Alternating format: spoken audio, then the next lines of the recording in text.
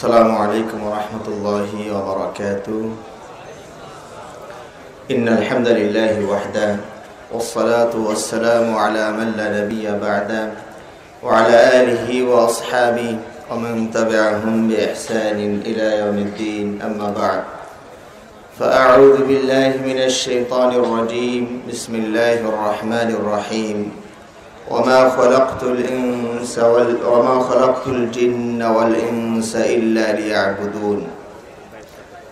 عن عبادة بن الصامت رضي الله تعالى عنه قال: قال رسول الله صلى الله عليه وسلم: من شهد أن لا إله إلا الله وحده لا شريك له وأن محمدا عبده ورسوله وأن عيسى عبد الله ورسوله وكلمته ألقاها إلى مريم وروح منه والجنة حق والنار حق أدخله الله الجنة على ما كان من العمل.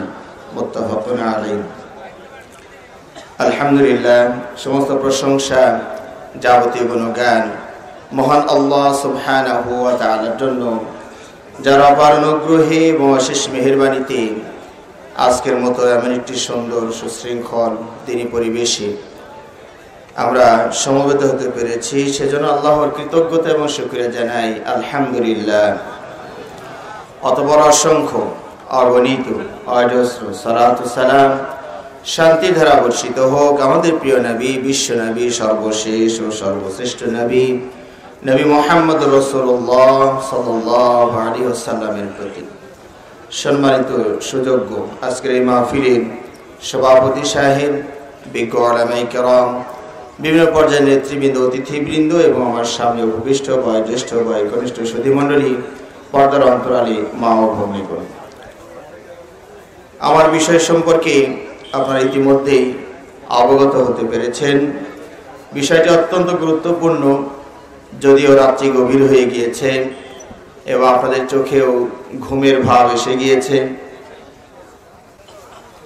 সংক্ষিপ্ত আকারে শুধুমাত্র দায়িত্ব পালন হিসেবে দিয়ে একটি কথা বলেই আমার সংক্ষিপ্ত আলোচনা ইনশাআল্লাহ শেষ করব। আল্লাহ রাব্বুল আলামিন আমাদেরকে সত্য, সুন্দর এবং সঠিক কথাগুলো বলার এবং সে অনুযায়ী বক্তা এবং শ্রোতা সবাইকে আমল করার তৌফিক দান করুন, আমিন। আজকের আলোচ্য বিষয় তাওহীদের গুরুত্ব। তাওহীদ এটা আরবি শব্দ, এর শাব্দিক অর্থ হচ্ছে জাআলু শাইই ওয়াহিদা, কোন বস্তুকে এক করা। ওয়াহাদা ইউওয়াহিদু তাওহীদান, জাআলু শাইই ওয়াহিদান, কোন বিষয়কে এক বানানো। ইসলামের দৃষ্টিতে তাওহীদ কাকে বলা হয়? ইফরাদুল্লাহি তাআলা বিমা ইয়াখতাসসু বিহি মিনার রুবুবিয়্যাহ ওয়াল উলুহিয়্যাহ ওয়াল আসমা ওয়াস সিফাত। ইবনে উসাইমিন রাহিমাহুল্লাহ তিনি তাওহীদের সংক্ষিপ্তভাবে যে সংজ্ঞাটা তুলে ধরেছেন সেটা হলো ইফরাদুল্লাহি তাআলা বিমা ইয়াখতাসসু বিহি, আল্লাহকে ওই সকল ক্ষেত্রে এক মনে করা যে সকল শুধু তার জন্যই, যে সকল ক্ষেত্রে আল্লাহ এক এবং অদ্বিতীয়, সেই সকল ক্ষেত্রে আল্লাহকে এক মনে করা। যেমন প্রতিপালনের ক্ষেত্রে, প্রভুত্বের ক্ষেত্রে, ইবাদতের ক্ষেত্রে এবং আল্লাহর যে সকল নাম এবং গুণাবলী রয়েছে সে সকল ক্ষেত্রে আল্লাহকেই এক জানা। এই তাওহীদের গুরুত্ব অপরিসীম। আল্লাহ রাব্বুল আলামিন মানুষকে সৃষ্টি করেছেন কেন, জিনকে সৃষ্টি করেছেন কেন? সূরাতুল যারিয়াত এর 56 নম্বর আয়াতে বলে দিচ্ছেন, ওমা খালাকতুল জিন্না ওয়াল ইনসা ইল্লা লিয়াবুদুন, আমি মানুষ এবং জিনকে সৃষ্টি করেছি শুধুমাত্র আমার ইবাদতের জন্য। কিন্তু এই লিয়াবুদুন এই শব্দটার যদি আরবি তাফসীর দেখেন তাহলে সেখানে লেখা হয়েছে আই লিওয়াহিদুন, আমি মানুষ এবং জিনকে সৃষ্টি করেছি এজন্য যে তারা আমাকে এক হিসাবে মেনে নিবে, এক হিসাবে জানবে। তাহলে জিন এবং ইনসান বিশেষ করে এই দুটো সৃষ্টি আল্লাহ কেন করেছেন? আল্লাহর একত্ববাদকে প্রতিষ্ঠা করার জন্যই জিন এবং ইনসানকে সৃষ্টি করেছেন। যত নবী এবং রাসূল পাঠিয়েছেন কেন? আল্লাহর একত্ববাদকে আল্লাহর জমিনে প্রতিষ্ঠা করার জন্য। আল্লাহ রাব্বুল আলামিন বলছেন, ওয়ালাকাদ বাআসনা ফি কুল্লি উম্মাতির রাসূলা আন ইবুদুল্লাহা ওয়াজতানিবুত তাগুত। আমি প্রত্যেকটি জাতির মাঝে রাসূল প্রেরণ করেছি এই প্রত্যাদেশ দিয়ে এই কথা বলার জন্য যে আল্লাহ ছাড়া সত্য কোনো মাবুদ নেই। ওয়াজতানিবুত তাগুত, এবং আল্লাহ দ্রোহী যত শক্তি আছে। তাগুত বলা হয় কুল মা ইউআবাদু মিন দুনিল্লাহ, আল্লাহ ছাড়া যার ইবাদত করা হয় সবগুলোকে অস্বীকার করা। তাহলে নবী এবং রাসূলের প্রেরণের উদ্দেশ্য হলো কি? তাওহীদকে বাস্তবায়ন করা। আমরা রূহের জগতে যখন ছিলাম তখন আল্লাহ রাব্বুল আলামিন আমাদের কাছ থেকে তাওহীদের স্বীকৃতি নিয়েছেন। সকল রূহকে সম্বোধন করে আল্লাহ রাব্বুল আলামিন কি বলেছিলেন? আলাস্তু বিরাব্বিকুম, আমি কি তোমাদের রব নই? আমরা কিন্তু সবাই সমস্বরে স্বীকৃতি দিয়েছিলাম, স্বীকার করেছিলাম, বালা, হ্যাঁ আপনি অবশ্যই আমাদের পালনকর্তা এবং রব। আমরা যখন জন্মগ্রহণ করেছি তখনও তাওহীদ নিয়েই জন্মগ্রহণ করেছি। কুল্লু মাউলুদিন ইউলাদু আলাল ফিতরা, প্রত্যেকটা সন্তান তাওহীদের উপরেই জন্মগ্রহণ করে। কিন্তু তার বাবা তাকে ইহুদি বানায়, তার বাবা মা তাকে খ্রিস্টান বানায়, তার বাবা মা তাকে অগ্নিপূজক বানায়, কিন্তু জন্মগতভাবে আমরা আসলে তাওহীদপন্থী হয়েই জন্মগ্রহণ করি। এভাবে দুনিয়াতে আমরা মুসলিমরা, মুমিনরা যতক্ষণ থাকি তাওহীদের উপরেই বহাল থাকার চেষ্টা করি। আযান দেওয়া শুরু করলেন তাওহীদ দিয়ে, আল্লাহু আকবার, আল্লাহু আকবার, আল্লাহ সবার বড়, আল্লাহ সবার বড়। আশহাদু আল্লা ইলাহা ইল্লাল্লাহ, আল্লাহ ছাড়া আমি সাক্ষ্য দিই আল্লাহ ছাড়া সত্য কোনো ইলাহ নেই। ইকামত শুরু করলেনও এই একই প্রায় ভাষা দিয়ে, তাওহীদ দিয়েই শুরু করলেন। সালাত যখন শুরু করলেন তখন আপনি তাওহীদ দিয়েই শুরু করলেন, আল্লাহু আকবার, আল্লাহ সবার বড়, তাহলে তাওহীদ দিয়েই আপনি শুরু করলেন। জানাজার সালাত যখন শুরু করছেন তখনও তো আপনি ওটাই বলছেন, আল্লাহু আকবার। এইভাবে জীবনের প্রতিটি ক্ষেত্রে আপনার তাওহীদে ভরপুর হয়ে আছে। কবরে যখন যাবেন, এই কবরের সর্বপ্রথম যে প্রশ্নটা হবে সেটাও তাওহীদের উপরেই, মান রব্বুকা, তোমার রব কি? তাহলে তাওহীদ আমাদের সেই এই দুনিয়াতে আসার আগ থেকে শুরু করে মরা পর্যন্ত, এমনকি জান্নাত এবং জাহান্নাম পুরোটাই নির্ভর করছে তাওহীদের উপরে। যার তাওহীদ ঠিক তিনি জান্নাতে যেতে পারবেন, আর যার তাওহীদ ঠিক নাই তার ঠিকানা হবে কোথায়? জাহান্নাম। তাহলে বোঝা যাচ্ছে সব কিছুর মূলই হচ্ছে তাওহীদ। তাওহীদ যদি ঠিক না থাকে কোনো আমল আপনার কবুল হবে না। আল্লাহ রাব্বুল আলামিন পবিত্র কোরআনেও বলে দিয়েছেন, নবী সাল্লাল্লাহু আলাইহি ওয়াসাল্লাম হাদিসের ভিতরেও বলে দিয়েছেন, তাওহীদ শিরক মিশ্রিত আমল। আল্লাহ রাব্বুল আলামিন বলছেন, ওয়া কাদামনা ইলা মা আমিলু মিন আমালিন ফাজআলনাহু হাবাআম মানসুরা। তারা যে আমলগুলো আমাদের সামনে নিয়ে আসবে বা আমরা তাদের আমলের কাছে যাব, ওগুলোকে আমরা একদম ওজনবিহীন করে ফেলবো, এর কোনো ওজন থাকবে না। তাহলে যার তাওহীদ নাই তার আমল কবুল হবে না, এবং তার ঠিকানা হবে কোথায়?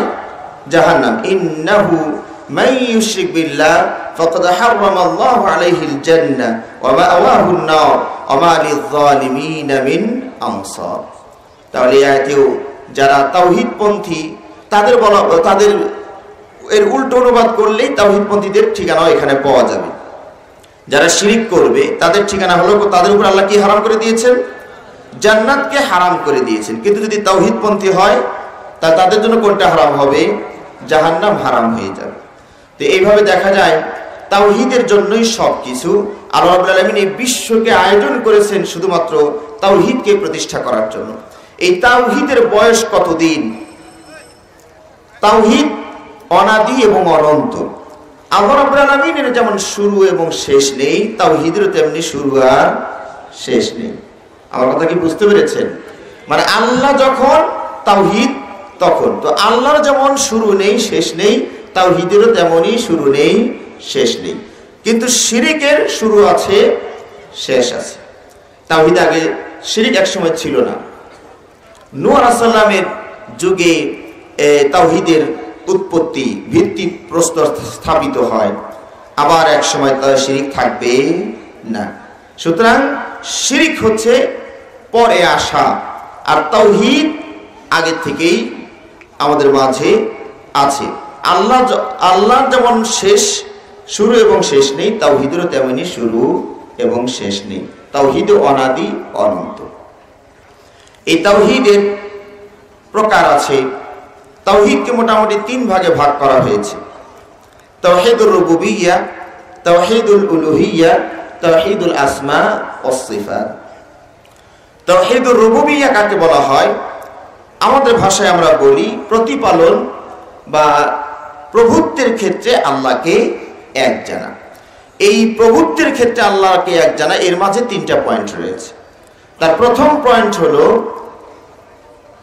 সৃষ্টি ক্ষেত্রে আল্লাহকে এক জানা। সৃষ্টির ক্ষেত্রে আল্লাহকে এক জানা। আমি আজকে বলা যায় অনেক দূর থেকেই এসেছি, যদিও মনে হয় আমার বাড়ি সবচেয়ে কাছে, তারপরও আজকে অনেক দূর থেকে আসা। সেই কক্সবাজার থেকে আমি আজকে এসেছি। সেখানে একটা মাহফিল ছিল, আলহামদুলিল্লাহ। কক্সবাজার এখানেও আমাদের সহিহ আকীদার আওয়াজ শুরু হয়ে গিয়েছে বলে আলহামদুলিল্লাহ। চট্টগ্রামে এসে খুতবা দিয়েছি, এরপরে ওখান থেকে এখানে এসেছি আলহামদুলিল্লাহ। তো এই আজকের চট্টগ্রামে যে খুতবাটা আমার ছিল, পুরোটাই মানে 1 ঘন্টার মতো আলোচনা শুধু এটার উপরই ছিল, মানে স্রষ্টা হিসাবে যে আল্লাহ এক, এই পয়েন্টটাই আমরা 1 ঘন্টার মতো আলোচনা করেছি। তো সংক্ষেপে আজকে আমি আপনাদের সামনে এই বিষয়টা তুলে ধরার চেষ্টা করছি। আমরা আল্লাহকে শুধু সংখ্যায় আল্লাহ একজন এই কথা শুধু স্বীকার করলেই চলবে না, বরং আল্লাহর যে সকল গুণাবলী রয়েছে সেই সকল ক্ষেত্রেও আল্লাহকে এক মনে করতে হবে। তার মধ্যে আমরা বলেছিলাম যে সব কিছুর স্রষ্টা হলেন কে? আল্লাহ। সুতরাং ভালোর স্রষ্টাকে, হ্যাঁ আপনারা একটু উত্তর দিলে ভালো হবে, ভালোর স্রষ্টাকে, মন্দের স্রষ্টাকে, নবী রাসূলের স্রষ্টাকে, শয়তানের স্রষ্টাকে, মধুর স্রষ্টাকে, মদের স্রষ্টাকে। হ্যাঁ, এবার কিন্তু মাথা ঝুঁকান শুরু হয়েছে নাকি? কেউ বা ঝোঁকে বলেও ফেলছিলেন আল্লাহ, আবার পরে বুঝে আসছে, যখন ঘুম একটু কেটে গিয়েছে, তখন আবার কামটা তত্ত্বটা তো ঠিক হলো না। এখন যদি মনে করেন যে মদের স্রষ্টা আল্লাহ নয়, তাহলে স্রষ্টাই বা কয়জন হয়ে যায়? মদের স্রষ্টা যদি আল্লাহ না হয়, তাহলে স্রষ্টা কয়জন হয়ে যায়? তাহলে তার তাওহীদ আবার নষ্ট হয়। কোন দিক যাবেন তাহলে? এখন প্যাস লাগে না? লাগে না? তাহলে সব কিছু স্রষ্টাকে আল্লাহ। যখন আমি বলেছি ভালোর স্রষ্টাকে বলেছেন আল্লাহ, মন্দের স্রষ্টাকে বলেছেন আল্লাহ, তখন কিন্তু সমস্যা হয়নি। যখন ব্যাখ্যা সহ জিজ্ঞেস করেছি, তখন কিন্তু ইতস্ত বোধ করছেন। আসলে সব কিছুর স্রষ্টাই হলেন কে? আল্লাহ। ভালো আল্লাহ সৃষ্টি করেছেন, মন্দ আল্লাহ সৃষ্টি করেছেন, স্রষ্টা একজনই। পরীক্ষা করার জন্য আল্লাহ ভালোটাও সৃষ্টি করেছেন, মন্দটাও সৃষ্টি করেছেন। দোষটা কার হবে? দোষটা হবে অপব্যবহারকারী। যিনি অপব্যবহার করেছেন তিনি দোষী হবেন, তিনি দায়ী হবেন। এর একটা উদাহরণ আমি এইভাবে দিয়ে থাকি যে, মনে করুন কামারের কাজ কি? ছুরি বানানো। অনেক কাজ, তার ভিতরে মনে করে একটা কাজ হচ্ছে ছুরি বানানো। তো কোরবানির সময় আপনি একটা ছুরি কিনে নিয়ে এসে ওই ছুরিটা দিয়ে আপনার কোরবানির পশু বিসমিল্লাহি আল্লাহু আকবার বলে জবাই করলেন। কাজটা ভালো করছেন না মন্দ করছেন? আচ্ছা, আবার আরেক আল্লাহর বান্দা ওই কামারের কাছ থেকে এত বড় একটা ছুরি কিনে নিয়ে গিয়া এই রূপগঞ্জের প্রত্যন্ত অঞ্চলের রাত 2টার সময় দাঁড়িয়ে আছে আপনাকে একটা সালাম দেওয়ার জন্য। বুঝলেন না? বুঝলেন কোন সালাম? ভাই বেশি সময় নিয়েন না, তাড়াতাড়ি দিয়ে দেন, নাহলে এদিক দিয়ে দিয়ে ওদিক দিয়ে বের করে আলাম। তাহলে এও তো ছুরিটা ব্যবহার করলো, দোষী কে? কামারে না যে সন্ত্রাসী? কিন্তু বানাইলো কে? ছুরিটা বানাইছে কে? কামারের কিন্তু কোনো দোষ নাই। দোষ হলো অপব্যবহার যে করেছে তিনি হবেন দোষী। বিষয়টা বুঝে আসছে আপনাদের? এখানে আমি বোঝানোর জন্য আরেকটা উদাহরণ এইভাবে বলে থাকি যে, আমাদের দেশের স্যারেরা প্রশ্ন করেন যে সঠিক প্রশ্নের পাশে টিক চিহ্ন দাও। এরপরে স্যারে একটা প্রশ্ন করেছেন, মনে করুন যে বদর যুদ্ধ কত হিজরিতে সংঘটিত হয়েছে? উত্তর দিচ্ছেন 1 নাম্বার, দ্বিতীয় হিজরি, তৃতীয় হিজরি, পঞ্চম হিজরি, 50তম হিজরি, এরকম অনেকগুলো উত্তর দিয়েছেন। এর মধ্যে একটা সঠিক আর বাকিগুলো বেঠিক। এখন একজন ছাত্র যদি সঠিকটা টিক চিহ্ন দেয় তার নগদ নগদ 5 মার্ক পায়, আর যদি বেঠিকটাতে টিক চিহ্ন দেয় তো নগদ নগদ 5 মার্ক কাটা যায়। তো এই প্রশ্নের ভিতরে 4টা ভুলকে দিয়েছেন, স্যার দিয়েছেন না? আমার আপনার একটা ভুলে টিক চিহ্ন দিলে যদি 4-5 মার্ক কাটা যায় তো স্যারের তো 4-5 20 মার্ক কাটা যাওয়ার কথা ছিল, ওনার তো চাকরি থাকার কথা না। কিন্তু আমরা কি স্যারকে দোষ দিই? প্রশ্নের ভিতরে এতগুলো ভুল উনি দিয়েছেন, একটা সঠিক আর 4টেই ভুল, তারপরে কি আমরা স্যারকে দোষ দেই না? কেন? স্যার ভালো মন্দ যাচাই করার জন্যই ভালোটাও প্রশ্নের মধ্যে দিয়েছেন, মন্দটাও দিয়েছেন। আমরা ছাত্র সঠিকটা বেছে নিতে পারি কি না, ঠিক কিনা? তো আল্লাহ রাব্বুল আলামিন এই পৃথিবীতে বান্দা নামক ছাত্রদেরকে পরীক্ষা করার জন্য তিনি ভালোটাও দিয়েছেন, মন্দটাও তিনিই দিয়েছেন। তিনি আপনাকে একটা প্রশ্ন হাতে তুলে দিলেন, বললেন আপনাকে আল্লাহ বলছেন বান্দা সঠিকটার পাশে টিক চিহ্ন দাও, দিয়ে আল্লাহ উত্তর দিচ্ছেন মদ, গাঁজা, হিরোইন, ফেন্সিডিল, তামাক, বিড়ি, জর্দা, শেষে গিয়ে লিখেছেন দুধ। আর আপনি কোনটা টিক চিহ্ন দিবেন? হ্যাঁ, দুধে যদি টিক চিহ্ন দেন তাহলে আপনি বান্দা নামক ছাত্র পাস করেছেন। আর যদি ওই আগের যে কটা আছে কোনো একটা টিক চিহ্ন দেন তাহলে আপনি ফেল করেছেন। কথাটা কি পরিষ্কার হয়েছে? তাহলে ভালোটাও আল্লাহ সৃষ্টি করেছেন, মন্দটাও আল্লাহ সৃষ্টি করেছেন। কেন? আপনাকে আমাকে পরীক্ষা করার জন্য। সুতরাং সব কিছু স্রষ্টা হলেন কে? আল্লাহ রাব্বুল আলামিন পবিত্র কোরআনে বলছেন আল্লাহু খালিকু কুল্লি শাই, সব কিছু স্রষ্টা হলেন আল্লাহ। আল্লাহ রাব্বুল আলামিন সূরা লুকমানের ভিতরে আরো পরিষ্কার করে বলছেন হাযা খালকুল্লাহ ফাআরুনি মাযা খালাকাল্লাযীনা মিন দুনি। এই যে ডানে বামে উপরে নিচে সামনে পিছনে যা কিছু দেখছো সব কিছু স্রষ্টা হলেন কে? আল্লাহ। এজন্য আল্লাহ বলছেন আমাকে বাদ দিয়ে যাদের উপাসনা করছো, আরাধনা করছো, পূজা করছো দেব দেবী, তুলসী গাছে এবং মাজারের কবরে, তারা কি সৃষ্টি করলো আল্লাহ দেখতে চেয়েছে। তারা কি কোনো কিছু সৃষ্টি করেছে? বরং আল্লাহ বলছেন আম খুলিকু মিন গায়রি শাইইন আম হুমুল খালিকুন। তারা কি নিজেরাই নিজেদেরকে সৃষ্টি করলো না আপনা আপনি হয়ে গেল? কোনোটাই না। তারা নিজেদেরকে সৃষ্টি করে নাই এবং তারা আপনা আপনিও হয়ে যায় নাই, তারা তাদেরকে কেউ না কেউ বানিয়েছে। আজকে যে দেবদেবীর পূজা করা হয়, মাজারের পূজা করা হয়, কবরের পূজা করা হয়, কবর, মাজার, দেবদেবী তারা কোনো কিছু সৃষ্টি করতে পারে না, বরং তারা নিজেদেরকে কেউ না কেউ বানিয়েছেন। এরা এতই অথর্ব এবং অপারক যে নিজের গায়ের মাসিটা পর্যন্ত তাড়াইতে পারে না। আল্লাহ নবী সাল্লাল্লাহু আলাইহি ওয়াসাল্লামের যুগে একজন কাফির এক মাবুদের ইবাদত করতেন। তো মাবুদ যখন সফরে বের হতেন তো মাবুদকে সাথে করে নিয়েই বের হতেন, ব্যাগের ভিতরে ওটা নিয়েই বের হতেন, কারণ ইবাদতের সময় হলে মাবুদ পাবেন কই, এদের মাবুদকে কাঁধে করে নিয়ে ঘুরে বেড়ান। তো এক সময় নিজের একটা প্রয়োজন সারার জন্য মাবুদকে খাড়া করে রেখে উনি টয়লেট বাথরুম সারতে গিয়েছেন। এসে দেখেন মাবুদের গাটা ভিজা, আকাশে বৃষ্টি নাই, মাবুদের গা ভিজলো কেমনে? পাশে দেখছেন পিচকারি কোম্পানি। পিচকারি কোম্পানিকে চেনেন নাকি আপনারা? আমাদের দেশে একটা প্রাণী আছে, ও সামনে কিছু না পাইলে সহজে পা তোলে না। তো ওই রকম একটা প্রাণী দিয়েছে ওইরকম করে পিচকারিটা মেরে। তখন এই বান্দার যে মূর্তি যে ইবাদত করে এই বান্দার খুব রাগ হয়েছে, যে তুইলে তখন মূর্তিটা তুলে আছাড় দিয়ে ভেঙ্গে চুরমার করে দিয়েছে। দূর মিয়া, তোমার গায়ে কুকুর পেশাব করে দেয়, তুমি সেটা ঠেকাইতে পারো না, তুমি আমার বিপদ ঠেকাইবা কেমনে? তুমি কথা বুঝতে পেরেছেন? তো এই মাবুদ অক্ষম মাবুদদের মানুষ পূজা করে। তারপরে ওই লোক মক্কাতে গিয়ে ইসলাম ধর্ম গ্রহণ করেন, আলহামদুলিল্লাহ রাব্বিল আলামিন। আমরা বলতে যাচ্ছিলাম তাহলে সব কিছু স্রষ্টা হলেন কে? আল্লাহ। সব কিছু স্রষ্টাই হলেন আল্লাহ সুবহানাহু ওয়া তাআলা। তবে হ্যাঁ, এখানে আপনাদেরকে একটা জিনিস আবার একটু খেয়াল করে বলি। বলুন তো এইটার স্রষ্টা কি? এটা স্যামসাং কোম্পানি লেখা, তাহলে স্যামসাং কোম্পানি বানাইছে বোঝা গেল। আপনারটাতে নোকিয়া লেখা, ওয়ালটন লেখা, স্যামসনি লেখা, তো এরাই তো বানিয়েছেন। তো এটাও কি আল্লাহ বানাইছেন নাকি?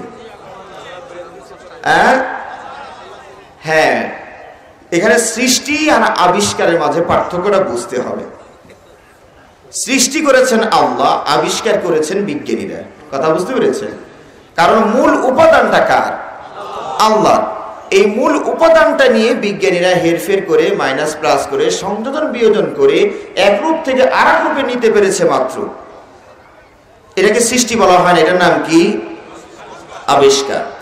সৃষ্টি বলা হয় কোনো কিছুর সহযোগিতা নেওয়া ছাড়াই যিনি কিছু বানাতে পারেন, সেটাকে বলা হয় সৃষ্টি। যেমন এই যে আল্লাহ মাটি সৃষ্টি করেছেন, এই জন্য কি আল্লাহ রাব্বুল আলামিন পূর্ব কোনো মশলা লেগেছিল যে মাটিটা তৈরি করার জন্য? আপনাদের রূপগঞ্জে এসে আল্লাহ বাজারে চেয়েছে যে 2 কেজি সার, 3 কেজি ফসফরাস দাও, আমি বান্দাদের থাকার জন্য মাটি তৈরি করব। এরকম কোন দোকানে কি আর কোনো মাল মশলা সংগ্রহ করতে হয়েছে নাকি? আল্লাহ রাব্বুল আলামিন তার এলেমে ভেসে তুললেন যে মাটি এরকম এরকম হও, মাটির সঙ্গে সঙ্গে হয়ে যায়। পানি এমন এমন বৈশিষ্ট্য হতে বলি মাটির সঙ্গে সঙ্গে হয়ে যায়, পূর্ব কোনো মশলা বা উপাদান লাগে না।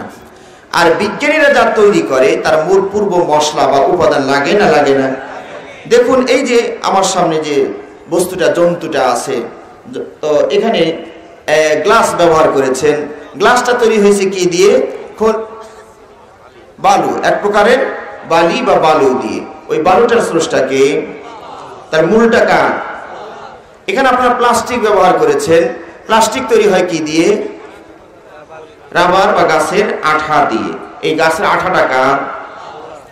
ওই গাছটা কার? গাছটা যে জমিন আছে, জমিনটা কার? এখানে আপনারা লোহা ব্যবহার করেছেন। লোহাটা তৈরি হয় কি দিয়ে? খনিজ পদার্থ আয়রন দিয়ে। সেই আয়রনটা কার? আল্লাহ। আপনি আমি গায়ে যে জামাটা পরেছি, এই জামাটা তৈরি হলো কি দিয়ে? কাপড় দিয়ে। কাপড় তৈরি হলো কি দিয়ে? সুতা। সুতা তৈরি হয় কি দিয়ে? তুলা। তুলাটা কার? যে গাছে ধরেছে গাছটা কার? ওই মাটিটা কার? শুধু টাকাটাই আমার আর আপনার নাকি? টাকাটাও আল্লাহর। কেমনে টাকা তৈরি হলো কি দিয়ে? কাগজ দিয়ে। কাগজ তৈরি হয় কি দিয়ে? বাঁশ, খড়কুটো, কাঠ, এগুলো দিয়ে। তো ওগুলো কার? তাহলে মূল উপাদানটা হচ্ছে আল্লাহর। সেই মূল উপাদানটা নিয়ে বিজ্ঞানীরা এগুলো বানায়। তো যে বিজ্ঞানী বানাইলো উনি কার? যে জমিনের উপর বসে বসে বানাইলো ওই জমিনটা কার? যে জ্ঞান বিবেক দিয়ে বানালো ওটা কার? যা কিছু খেয়ে বানায় ওগুলো কার? বলুন। এই আল্লাহ। সূর্য, এই যে শ্বাস প্রশ্বাস, বাতাস, সব কিছু ভোগ করে কার? আল্লাহ। সুতরাং আশা করি আপনারা তাওহীদ বিষয়টা বুঝতে পেরেছেন। ভালো মন্দ সব কিছু স্রষ্টা হলেন কে? আল্লাহ। তাহলে সব কিছুর মালিক কে হবেন? কিন্তু আমরা তো দাবি করি এটা আমার, ওটা আমার, এটা আমরা আমার বলে যে দাবি করি, এটা কি আমরা প্রকৃতপক্ষে কেউ মালিক? সৃষ্টিগত ভাবে সব কিছুর মালিক হলেন কে? আল্লাহ। আমি আর আপনি মালিকানা দাবি করি 3টা ক্ষেত্রে, 3টা দিক দিয়ে। 1 নাম্বার, ক্রয় সূত্রে আমরা মালিক, কিনেছি তাই। হেবা সূত্রে মালিক, দান করেছে কেউ আমাকে তাই আমরা মালিক। অথবা আমরা মালিকানা দাবি করি কোন ক্ষেত্রে? উত্তরাধিকারী সূত্রে। উত্তরাধিকারী সূত্রে আমরা মালিক। আমাদের এই মালিকানার ভিতরেও সীমাবদ্ধতা আছে। আমাদের মালিকানার ভিতরেও সীমাবদ্ধতা আছে। আপনি যা মন চায় এই জিনিসটাকে যথেচ্ছা ব্যবহার করতে পারবেন না। শরীয়ত যেভাবে অনুমতি দিয়েছে সেইভাবে ব্যবহার করতে পারবেন, এর বাইরে নয়। এবং এই মালিকানাটাও আপনার সীমাবদ্ধ, সীমিত সময়ের জন্য। আপনি মরে গেলেই আর আপনি মালিক থাকবেন না। এগুলো মালিক হবে কে? আপনার ওয়ারিশরা। আপনার আগে মালিক ছিল কে? আপনার বাবা, আপনার মা। এইভাবে উপরের সিঁড়িতে যারা ছিলেন তারা মালিক ছিলেন। তারা চলে যাওয়ার পরে আপনি মালিক। আপনি চলে গেলে আপনার শাখা যারা থাকবেন তারা মালিক হবেন। তাহলে এই মালিকানাটা প্রকৃত মালিকানা নয়। প্রকৃত মালিক হচ্ছেন তিনি যিনি এগুলোকে সৃষ্টি করেছেন। তাহলে সৃষ্টি করেছেন আল্লাহ, মালিকও হলেন, সব কিছুর মালিক হলেন আল্লাহ। আমি আপনি যা ভোগ করি এই সব কিছুর মূল মালিক হচ্ছেন কে? আল্লাহ। 3 নম্বর হচ্ছে এই সব কিছু পরিচালনাও করেন কে? সূর্য কার ইশারায় ওঠে আর ডোবে? বাতাস কার আদেশে প্রবাহিত হয়? এই যে মেঘমালা কার আদেশে পরিচালিত হয়? এই আসমান কার নির্দেশে দাঁড়িয়ে আছে? এভাবে চলছে। পৃথিবীর সবকিছু নিয়ন্ত্রণ করেন কে? আল্লাহ। এখানে তাওহীদকে নষ্ট করা হয়েছে। আমাদের দেশে এক প্রকার হক্কানি পীর সাহেব যাদেরকে বলা হয়, কথা বুঝতে পেরেছেন? তাদের বইয়ের ভিতরে দেখবেন যে কিভাবে শিরককে মানুষকে শিরক শিখানো হয়েছে। ভেদে মারেফত নামে একটা বই আছে, পড়েছেন নাকি কেউ? ভেদে মারেফত এর 13-14 নম্বর পৃষ্ঠায় দেখবেন একটা ঘটনা উল্লেখ করা হয়েছে। শামসুদ তিবরিজি রহমতুল্লাহি আলাইহির একটি নকল। এখানে পুরো গল্পটাকে আল্লাহকে একদম মানে অথর্বে পরিণত করা হয়েছে। আল্লাহর কোনো ক্ষমতাই নাই বললে। হ্যাঁ, মানে পীর সাহেব যাচ্ছিলেন রোম দেশে, প্রতিমধ্যে একজন বুড়ো মানুষকে দেখলেন, তিনি আপনার একটা লাশ নিয়ে কান্নাকাটি করছেন। পীর সাহেব তার কাছে গেলেন, বাবা কাঁদছেন কেন? বলছেন যে আমার একটা ছেলে ছিল, ছেলেটা তো আল্লাহ নিয়েই নিয়েছেন।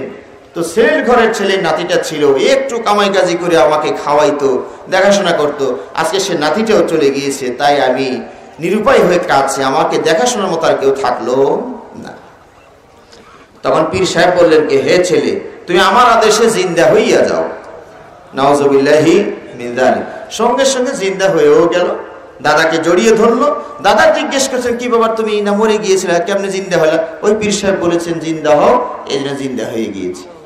এই কথাটা রাষ্ট্রের ভিতরে ছড়িয়ে পড়লো, এমনকি বাদশার দরবারে পর্যন্ত সংবাদটা পৌঁছে গেল। পীর সাহেবকে তলব করলেন। বাদশাহ জিজ্ঞেস করলেন, আপনি ছেলেটাকে কি বলে জিজ্ঞেস করলেন? সেখানেও পীর সাহেব একই কথা বলে যে আমার আদেশে জিন্দা হও। পীর সাহেব বলেন, না আপনি তো শিরিক করলেন, আপনি তো এই কথাও বলতে পারতেন যে আল্লাহর আদেশে জিন্দা হও। তখন পীর সাহেব বলছে কি, তারে আর কি জিজ্ঞেস করবো, তার আন্দাজ নাই। কাকে কথা বলছে এটা? শব্দগুলো কার জন্য? তাকে কি জিজ্ঞেস করবো, তার আন্দাজ নাই। এই বুড়ো লোকটার দেখাশোনার জন্য একটা ছেলে ছিল, তাকে তো নিয়েই নিছে। একটা নাতি দেখাশোনা করছিল, তারেও নিয়ে নিছে। এটা কোনো জ্ঞানবান ব্যক্তির কাজ হইল?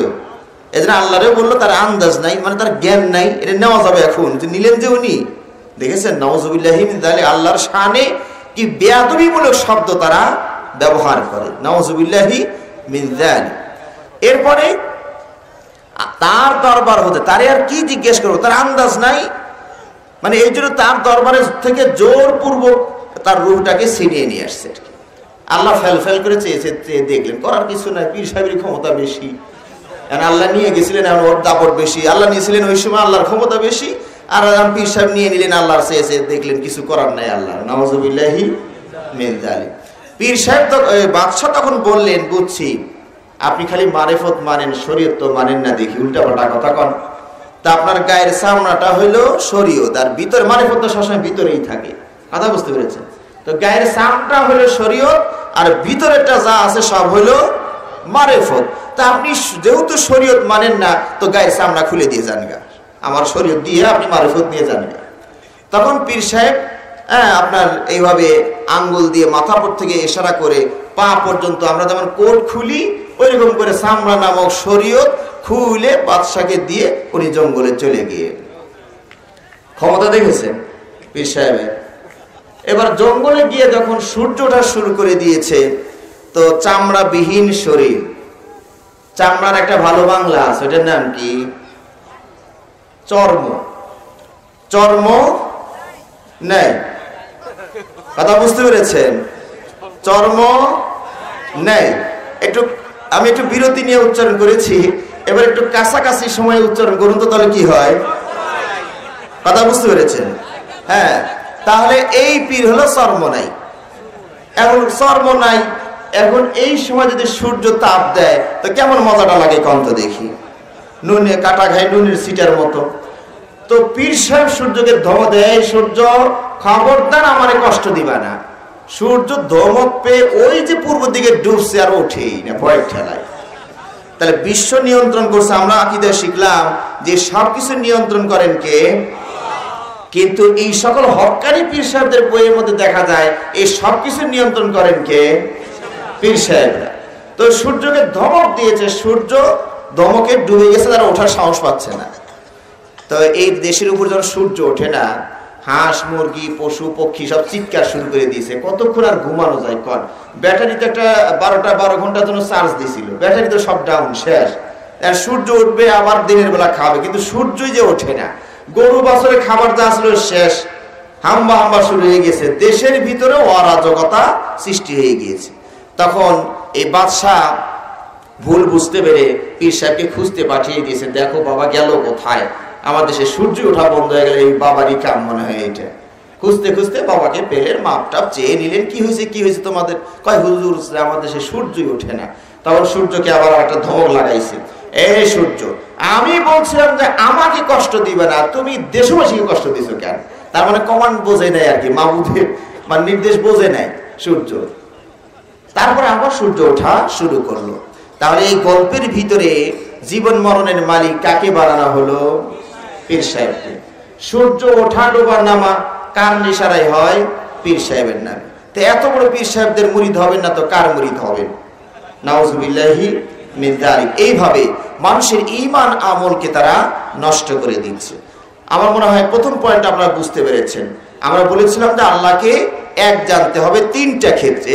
তার প্রথম ক্ষেত্রের ভিতরে কটা পয়েন্ট আবার ছিল? প্রথম পয়েন্ট আমাদের কি ছিল? প্রভুত্বের ক্ষেত্রে, প্রতিপালনের ক্ষেত্রে আল্লাহকে এক জানা। এর মধ্যে কটা পয়েন্ট আছে?